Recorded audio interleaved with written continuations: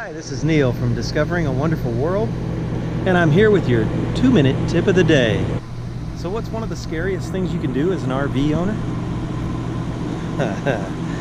Drill into your roof. Water damage kills more RVs than anything. But in order to put up solar panels, it's what you gotta do. So here we go.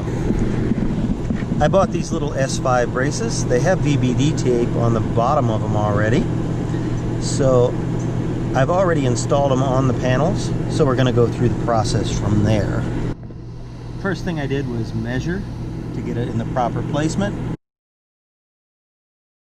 I marked them so I could take some denatured alcohol and clean the spots where the tape has to go down so that it'll adhere properly. And what we have here is some pretty coarsely threaded screws and a washer that has a rubber backing to it. And now we're going to go ahead and drill them in.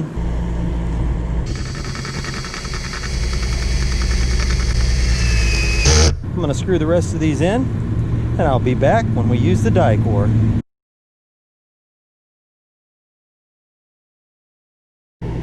Just like that.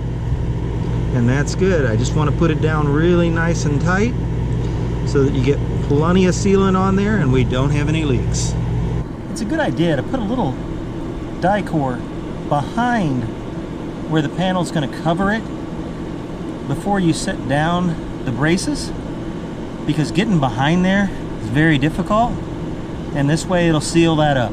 So here's the finished product, and it sounds like it's going to rain, so we're going to get a tarp over this right now. Couple things. Don't pick the hottest day of the year to go ahead and do this. It's not the smartest idea, but you can see what you have to do to put these up here. Just cover them well in the die core, make sure you got the right length of screws, and you know, it's not too bad. And so thank you for watching. Please like and subscribe, and we'll see you next time on Discovering a Wonderful World.